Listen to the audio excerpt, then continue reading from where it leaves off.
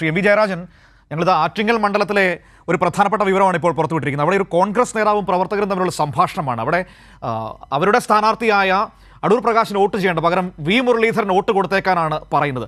ആറ്റിങ്ങൽ മണ്ഡലം എന്നതിനപ്പുറത്തേക്ക് കേരളത്തിൽ ഒന്നടങ്കം ഇത്തരത്തിലുള്ള രഹസ്യ ഇടപാടുകൾ നിങ്ങൾ സംശയിക്കുന്നുണ്ടോ?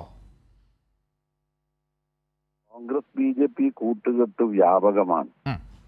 കോൺഗ്രസുകാർ കൂട്ടത്തോടെ BJPയിലേക്ക് ഒഴുകിപ്പോകുന്നത് അതിന്റെ കൂടി സൂചനയാണ്. പഴയ കോൺഗ്രസുകാരാണ് ഇപ്പൊ BJPയുടെ സ്ഥാനാർത്ഥികളായി മത്സരിക്കുന്ന പലരും. അപ്പൊ ആ ബന്ധം BJP ഉപയോഗപ്പെടുത്തുകയാണ്. അപ്പോ തെരഞ്ഞെടുപ്പ് കഴിഞ്ഞാൽ ചിലർ ജയിച്ചിട്ടുണ്ടെങ്കിൽ BJPയിൽ പോയേക്കും. KPCC പ്രസിഡന്റ് തന്നെ I will go with BJP എന്ന് തുടർച്ചയായി പറയുന്നയാളാണ്. അങ്ങനെയൊരു ബന്ധമാണ് ഇപ്പോ കോൺഗ്രസും BJPയും തമ്മിലുള്ളത്.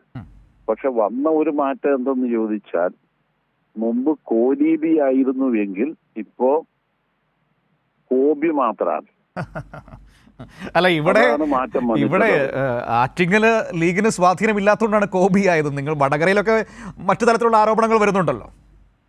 അല്ല, പക്ഷേ കോലീബി ആയാല് മുസ്ലിം ന്യൂനപക്ഷം ഭരണഘടനാ വിരുദ്ധമായ പൗരത്വ നിയമ ഭേദഗതി വന്നതോടുകൂടി പഴയതുപോലെ കോൺഗ്രസിനെ വിശ്വസിക്കുന്നില്ല.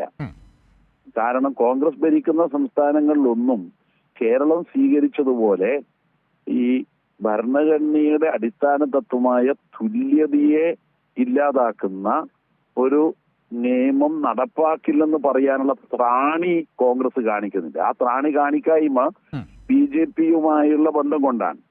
അപ്പൊ അതുകൊണ്ട് തന്നെ ലീഗുകാരുടെ അണികൾ മടുത്തു.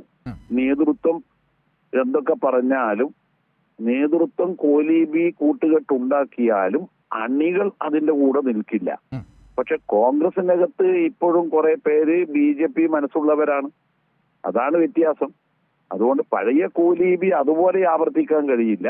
എന്നാൽ ഹോബി ആയിട്ടുള്ള പുതിയ കൂട്ടുകെട്ടിലേക്കാണ് കേരളം മുന്നോട്ട് പോകുന്നത്. ശരി, വളരെയധികം നന്ദി ശ്രീ എം വി ജയരാജൻ, ഈ തിരക്കിനിടയിലും സംസാരിച്ചത്. ഏതായാലും വളരെ ഗൗരവതരമായ ഒരു വാർത്തയാണ് ഇപ്പോൾ കൈരളി ന്യൂസ് പുറത്തുവിട്ടിരിക്കുന്നത്. ആറ്റിങ്ങൽ മണ്ഡലത്തിൽ BJPക്ക് വോട്ട് മറിക്കാൻ കോൺഗ്രസിന് നീക്കം. കോൺഗ്രസ് നേതാവിന്റെ ടെലിഫോൺ സംഭാഷണമാണ് ഇപ്പോൾ കൈരളി ന്യൂസ് പുറത്തുവിട്ടത്.